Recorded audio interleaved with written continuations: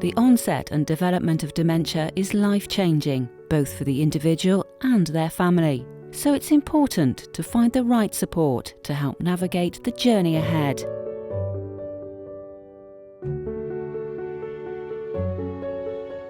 It's not a natural sign of ageing, dementia. It can be a very frightening and daunting prospect of thinking of living with dementia. And by early signposting, early recognition, we can help families, as well as the person living with dementia, move forward and live well. People are living much longer now. On the whole, people's brain does start to deteriorate. We know we've got more and more people with early dementia now in the 50s and 60s, and I think no one's quite sure why this is happening. We know there's more and more efforts now to try and keep people in their own homes for as long as possible. And I think really the research is only at its early days, because it's almost about how do you manage the condition rather than can we do anything to prevent it or enhance or stop it happening. So at the moment all the efforts almost is helping you live well with it, and how do we provide that. I think the next phase will be how do we have more interventions if we find people are beginning to deteriorate. Everybody's case is different, everybody's individual. It may be that somebody wants to stay in their own home, and that is the provision and what's put in place.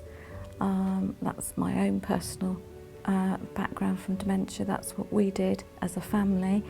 But somebody else, they may want to be in a care home. I think it's all about talking to people that you trust. So if somebody rang us up who suspected their loved one had dementia, it'd certainly be talking to their GP, but also about planning, about understanding that actually dementia is a lifelong illness, and you have to then start making provisions, whether that's daycare, whether that's respite care, or whether that's ultimately planning to move into a home. People contact for advice, for signposting, and we would refer the person that's calling in to a dementia advisor, and the dementia advisor would either give advice over the phone, send advice out, or usually arrange a home visit.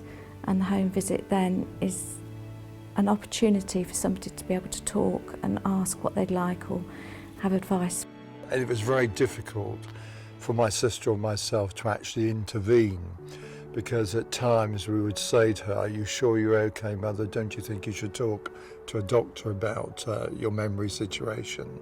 And also at that stage, and I suppose it all comes together and it's very subliminal, you don't notice it because it's not instant, that of course she wasn't feeding herself properly. And what very much came apparent was that she suffered a number of health problems where she had to be admitted to hospital. It was clearly evident that her dementia had got worse, and she wasn't in a fit state. We decided, with medical advice, to live alone. Living well is about things in the home, how we can adapt things in the home, how we can help them with routines. The whole family is affected, so we don't know how somebody's journey of Alzheimer's and dementia is going to progress. So there is no point really that we can say. It's with the guidance of the health professionals, and again, all sitting down and working it out. Somebody might go into respite care and decide that's for them and change their mind. So I think right at the beginning, we didn't really want to accept that she had dementia, to be honest. I think it took quite a long time. We were quite a long way down the path. It took a couple of years to do it, didn't it? And we sort of thought, it's fine, we'll cope at home, or no problem at all. And then Mum started to get up at night and try and go out, or, you know, there were lots of things happening that we realised that we couldn't cope. And for us, really, the catalyst was Dad needed a knee replacement and had to obviously go into hospital. So initially, our thoughts were, okay, that's fine, 2 weeks, we can just let's go for a small respite scenario and see how that went. And I think that was probably our first decision for her to go into care. The big emotional drain is the unknown, and that's what most families suffer from. So it's about talking through to them what can happen, what will happen.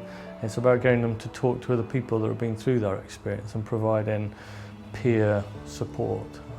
But yeah, you're right, the emotional drain on not necessarily the ones with dementia, but their loved ones is huge, and it's about providing a handhold service through that process. We encourage people to believe it or not, go and look at care homes, even when they don't need care.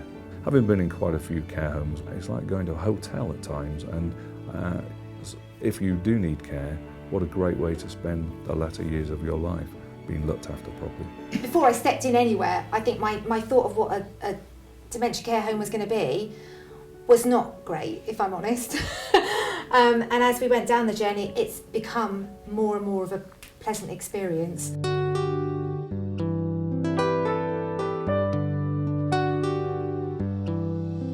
Rather than people being fearful, we try and encourage them to understand what's possible, to try and empower them, and to really have their glass half full, not half empty. 41% of the financial cost of somebody living with dementia is care, so it's really important that that care is, again, around somebody's individual needs and what they need to be able to stay active and a part of their community. I think initially, financially, it scared the living daylights out of us, if I'm honest. Yeah, there is a real stigma about cost, but it's like anything, isn't it? It's about value. I mean, really and truthfully, I think the thing that we learnt along the way as well was that the most important thing was where she was going to be happy and feel at home, and that really sort of overtook everything else. If you've got your financial advisor, your legal professional and your care home working as a team, then really, even though it's a very distressing condition, it can be much easier for you as an individual and also the family that are left to see what's happening with you deteriorating, because again, that's very, very distressing for family members. I think they're looking for quality care, but they're looking for a relaxed, friendly, clean environment, and it's all about service. And if it's your loved one, you would want the best care possible for the amount that you're able to pay. So I think it's also the care home understanding your relative, understanding the resident. I think that's really important. There's some horror stories out there, but my experience has been nothing but positive.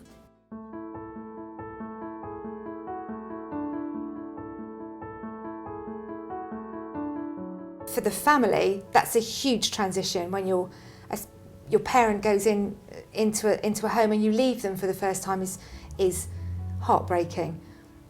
But I think it's more heartbreaking for you than it is for them, if that makes sense. When I look at dementia care now, it's totally evolved. It's very much person-centred, and it's more about looking at not just the resident but as the actual families as well, which is really important.